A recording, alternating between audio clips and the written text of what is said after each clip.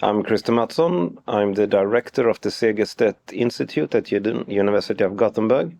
My particular research area is radicalization to right-wing extremism, life trajectories of those engaged in right-wing extremism on their way in, the life within, and exit processes. When I grew up in the 80s, I grew up with the violent skinhead movement on the rise. I had friends, not really close friends, but still schoolmates who joined those ranks or associated with those ideas. And it was so difficult to understand both the hate as such, where does the hate come from, but also to put yourself in a situation where it is quite obvious that you will not only be a hateful person, but you will also be a hated person. So this particular position of being the hateful other has been on the top of my mind for more than 30 years.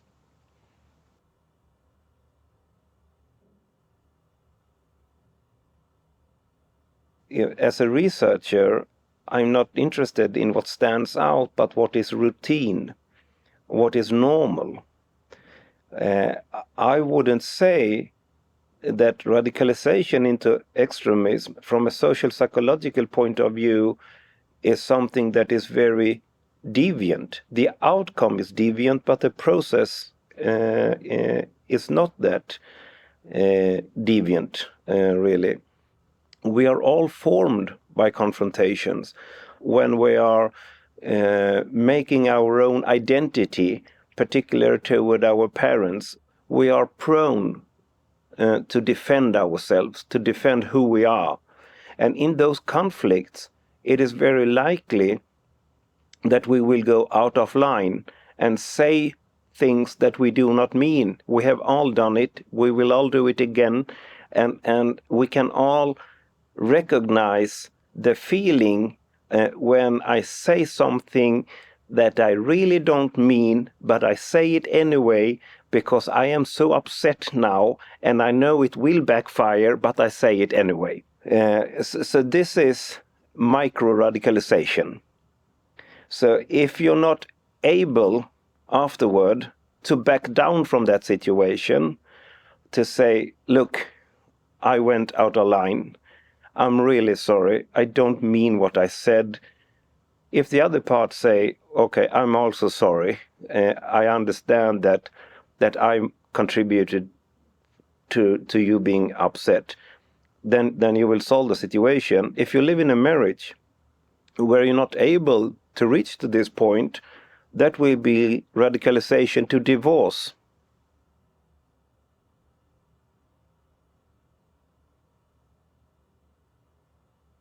Radicalization is a process where you sense less and less interest, less and less gain of encountering people who are not like-minded and are striving to spend more time, engage more with people who are like-minded.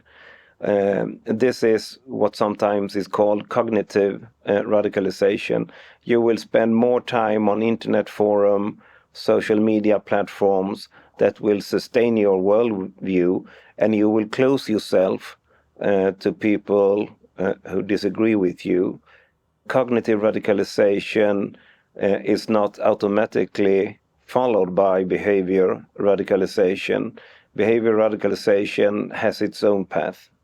Those neo-Nazis who have exercised violence in more or less all cases were subject to violence in their upbringing, in their homes or in close circles to the home. So violence was a part of their lives before they got into the movement. And so to speak, they were violent and then they found a platform, a connection where their violence were giving a rationale that was not necessarily there from the beginning.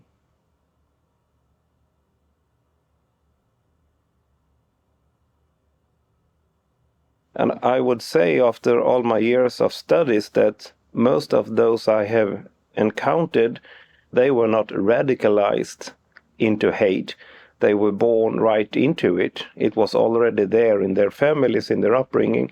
Doesn't necessarily mean that it was an upbringing of violence and abuse, but for sure it was an upbringing with racism, with racist slurs, with anti-feministic views, vague or non-belief in democratic institutions. So, and when you finally, if you do de-radicalize, what they state in interviews is a tremendous sense of relief that the urge to hate is gone.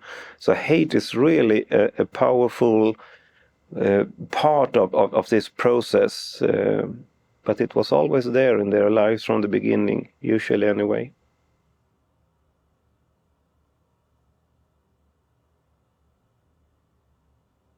It is so hard to distinguish between fighting racism and fighting the racist individual, particularly in relation to an institution like school. Teachers are in most countries instructed to combat racism, anti-Semitism, xenophobia, Holocaust denial, and so forth.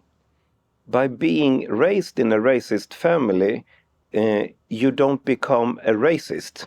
You become a person with a racist language and a racist gaze. When you encounter the non-racist society and they charge you, when they counter you for your racism, then you will become the racist. It is always the anti-racist who provide you with the identity of you being the racist. And these confrontations are absolutely crucial in the radicalization process. We could have avoided, I assume, a lot of the radicalizations of individuals into these hate movements by a less confrontative pedagogy at school. If you are growing up in a school and having your racist language from your home, and you are not helped by the teachers to position yourself differently and see the world differently, if you're constantly in a situation where you sense that you have to defend yourself, then that will be a part of your radicalization process into perhaps extremism.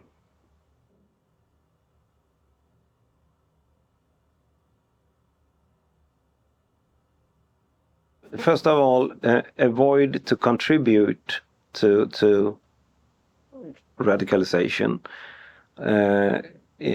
Don't confront this person in front of others.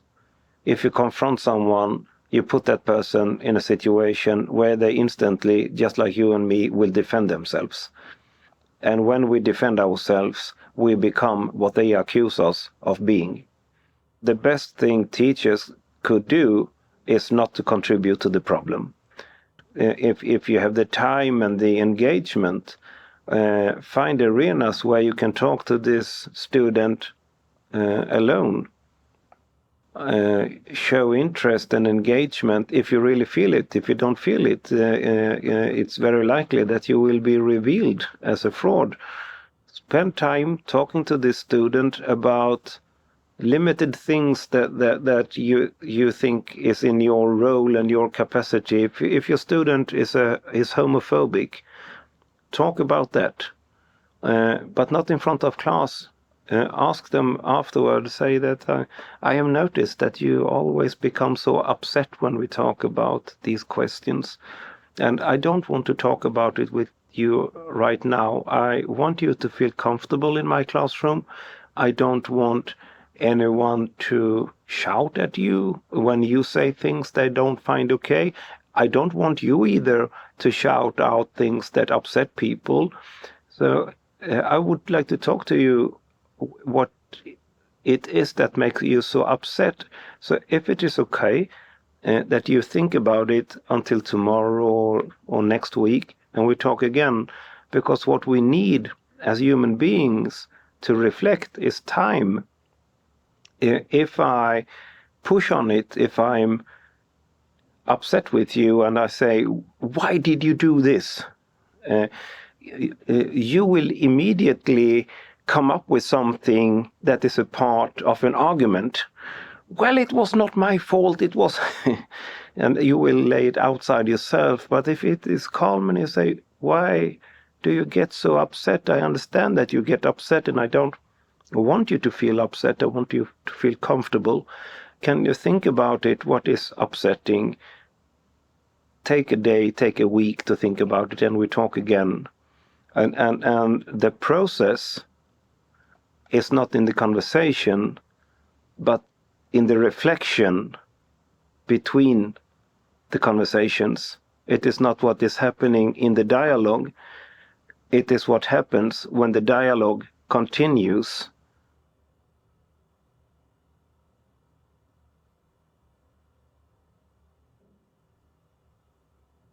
You must be willing to communicate, to have a dialogue.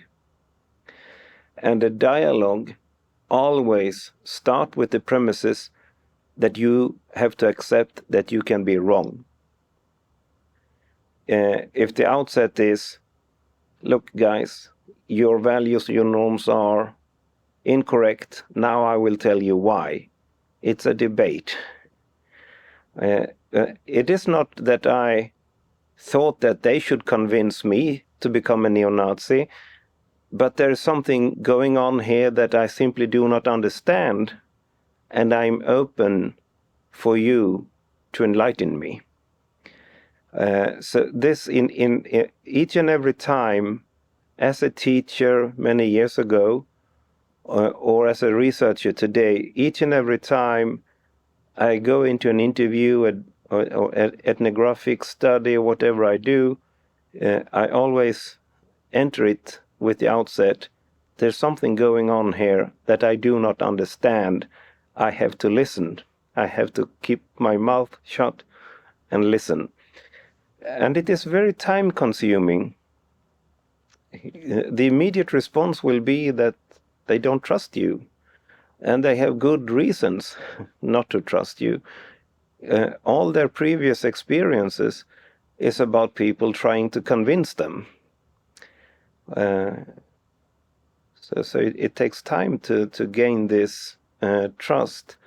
For the last 3.5, close to 4 years, I have conducted ethnographic studies within the Nordic Resistance Movement, one of the larger neo-Nazi organizations in Europe, not only by the grassroots members, but also among the supreme leaders. So I have spent times at their gatherings, together with them in their homes. I have had them living in my home. And you need all this time. If I interview, I will only learn so much. But doing daily routine things together, waking up in the morning, eating breakfast, having a walk, preparing dinner, since we are Swedish, going to the sauna, it creates a lot of space for dialogue. Not me as a researcher sitting with the tape recorder asking questions, but talking about things. And this is... I'm writing a book about this right now, and it is called Liquid Fascism. Doing this, I came to realize that these hardcore neo-Nazis, they are not that deviant that you would expect. Of course, it is deviant being a neo-Nazi, saying that you're a neo-Nazi. It is deviant to march the streets in rallies as a neo-Nazis. So all that is deviant. But when you talk about everyday life, and of course their ideological convictions come into the discussion also when you talk about everyday life, what you think about school, what TV programs or Netflix series you prefer or not prefer. Everything will be seen through the lens of their convictions and their experiences, but in a more nuanced way with all the layers revealed. So this is when I came to realize that these individuals are not very different than the racist uncle at the family gathering. We all have a racist uncle, right?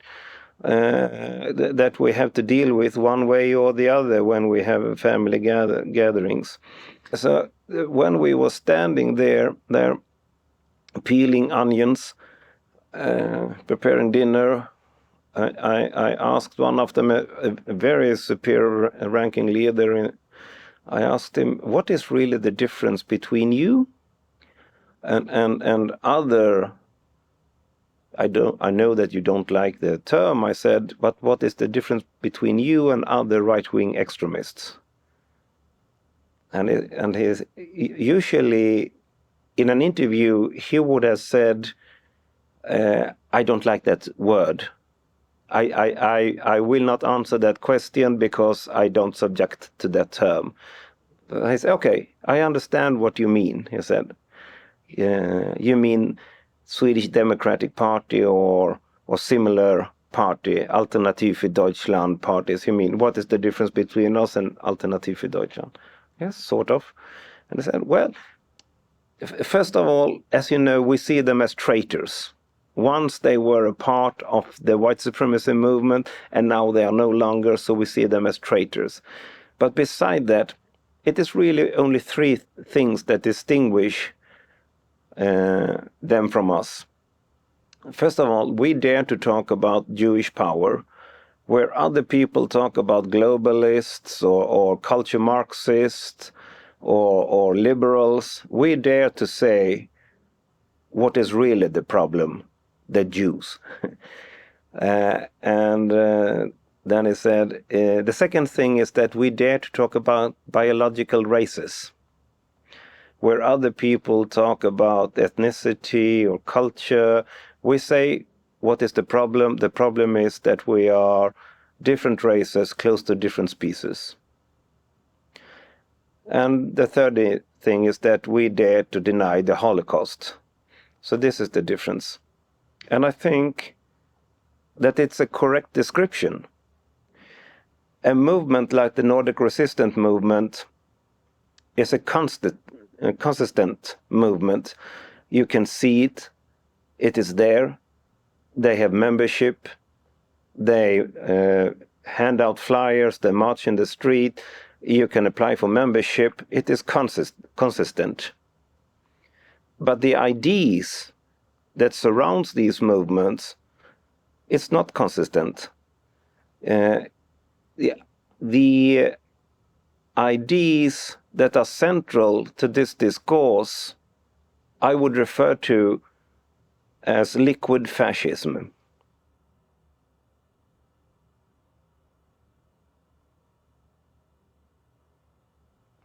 So 30 years ago, we needed fascist organization to distribute fascist ideology. Today, the fascist ideology is the organization. Most people do not sign up to neo-Nazi movement. Most people do not join subculture groups like Proud Boys. Most people are within this sphere as individuals on different platforms. They might join a rally, not being a member, not uniform dress. We have fascist ID without fascists. Fascist politics without fascist parties. So what I am studying when I'm studying the neo-Nazi movement, I'm studying an historical artifact. And it is by the study of this artifact that I came to see that this artifact is an artifact because it is consistent. And the consistency depicts that they still talk about Jews, deny the Holocaust, and biological races. When you pull those things out of the ideology, it becomes liquid fascism that floats around in the society. It is present all over the place without any organization, without anyone saying, I am the fascist. But we have so many talking about the great replacement, about the deep state, about culture Marxists, about liberals who are threatening the status of the Western world, a radical anti-feminism claiming that feminism has weakened the white man, enabling him to stand his ground. So these ideas float around in the society and becomes the organization in itself. So radicalization is not something that I would say in particular happens to individuals. Radicalization is what is happening to the Western society.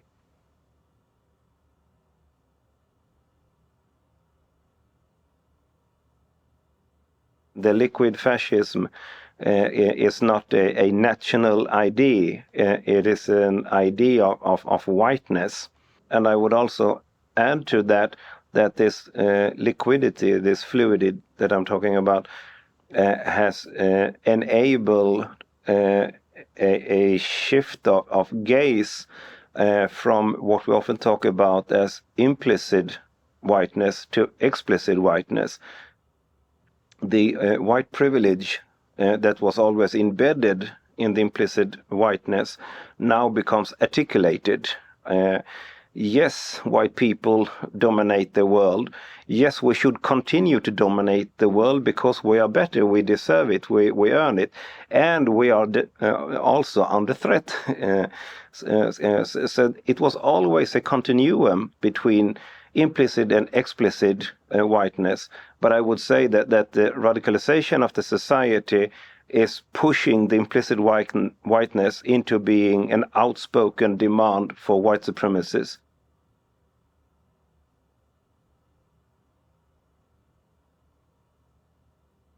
So liquid fascism, I would say, is an offspring of what Zygmunt Bauman called liquid fear.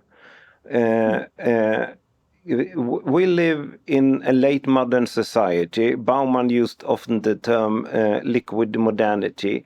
The late modern society is a highly complex society where each and one of us, we are unable to understand how things are connected with each other. The entire mankind is interconnected with each other in ways that we are unable to oversee, to understand, and to control. And Bauman used the metaphor that the world is an airplane and we are all passengers. And in cockpit, something is going on. You don't know who is in control of the cockpit. You don't see the pilots. You don't know where they are heading. You don't know how the plane is kept in the air. You don't know where you are going. This is liquid fear. This is what makes conspiracy theories so attractive, because if you could say that in the cockpit there are a bunch of Jews driving the plane in their favor, that is easy to understand. That is easy to buy into. If you say that in the cockpit there is a political democratic swamp that are only interested in their own well-being, driving the plane in their interest, that is possible to understand. So liquid fear creates a need for easy explanation to make you understand who is driving the plane, and at the same time coming up with ideas how to take control of the plane.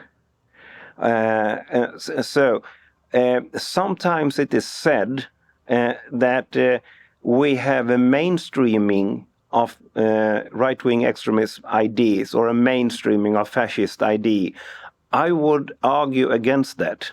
Mainstreaming, normalization of those ideas would mean that those concepts would have to integrate with other ideas and become less hostile. That would be mainstreaming to me. Fascist ideas are as fascist as ever. Building walls and closing people out, asking for repatriation, demanding assimilation is as hardcore as it was ever. So it is not a mainstreaming of an idea. It is fascism becoming liquid, soaking in to the mainstream society, absorbed by the liquid fear, and becoming a part of everyday discussions, everyday politics.